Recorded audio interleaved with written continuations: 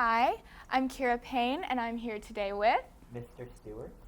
And Mr. Stewart is actually developing a new class that we'll have here at Parkview, hopefully.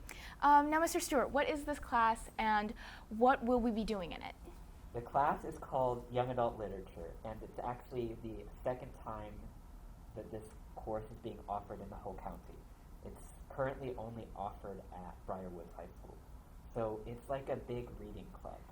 That's amazing that you're kind of pioneering the way with how, few people have done it before. How does it feel, starting a class that, maybe not everyone would really know about? I know it's cliche to say, but it's like a dream come true. Like, reading is my life, and I'm not even exaggerating. It's my favorite thing to do.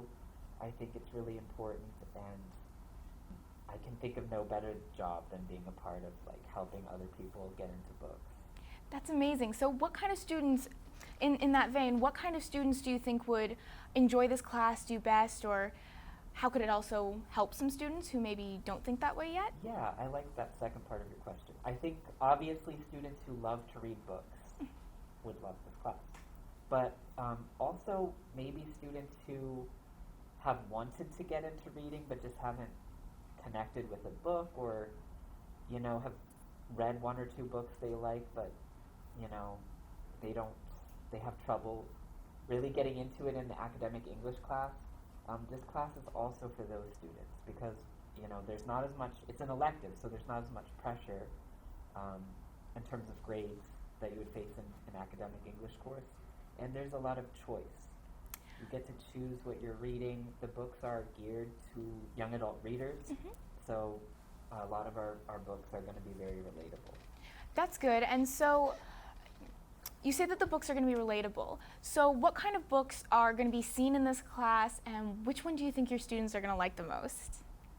So it's been really fun to develop the list of books that we're going to read. So first of all, the students are going to get to have to choose some of the books we've read that we're going to read. I have planned the first 3 units. After that, it's going to be, we can read whatever the students want. Oh, that's really interesting. So since you're going to be reading what the students want, will it be like a voting system or a suggestion? How do you think it's going to work? We're going to do it democratically. We'll see who signs up for the class, and then based on their interests, we'll form the units. But I can just tell you about the current units so that you can... Yes, of course. We have the first one that we're going to do is Native American literature. And within that unit, there are going to be 4 choices of books. One is a thriller, one is a horror, one is a graphic novel, and one is sci-fi. So we're going to be looking at the genre of Native American literature through those different lenses. Is there any one that you think is particularly interesting, or you think is going to be nice to talk about? Yeah, so all of these books are chosen because I think that they are going to be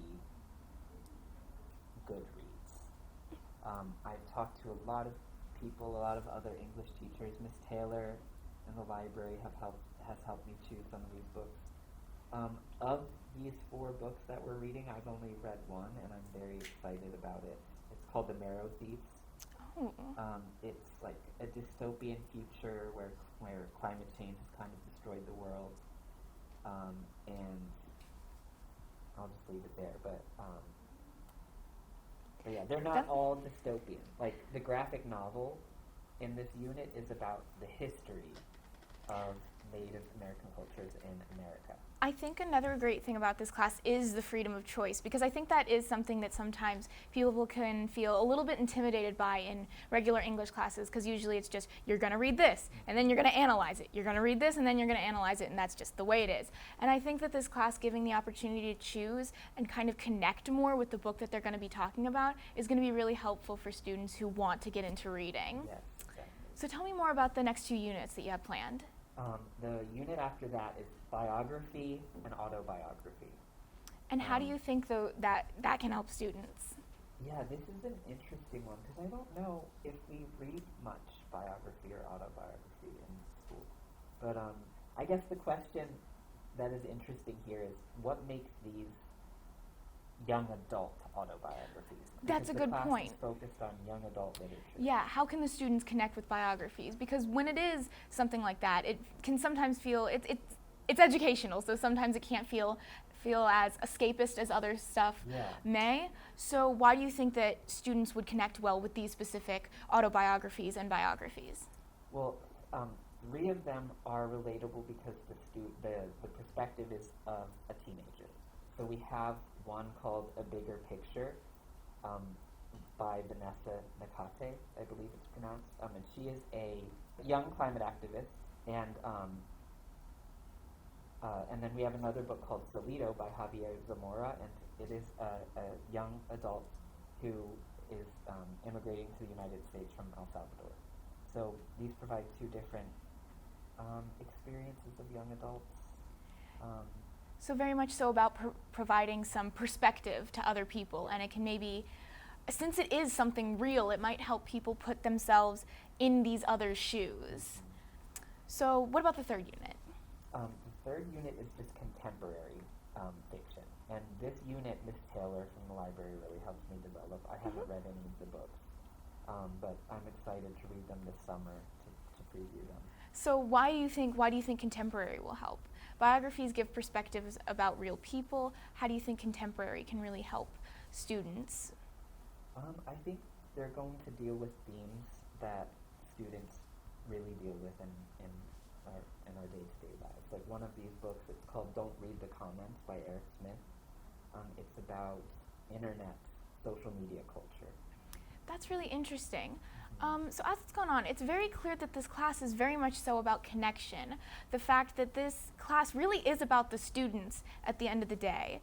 It's about teaching them, not only teaching them more about English and literature, but also maybe helping them learn more about their perspective and other people's perspectives, and almost give them a better view of the world. So that is one of the amazing things about books. Like, it's one of the only mediums that can let you look at the world through somebody else's eyes. So that's the heart of the class. I think that is a beautiful sentiment. Thank you so much for sitting here with me today. And would you like to give one last thing to say to people who might want to join the class? I think if you're thinking about it, just do it. Like, I'd love to have you in the class. We need 15 students to make this happen, and I'm hopeful that we can make this class into something that's offered at Parkview every year.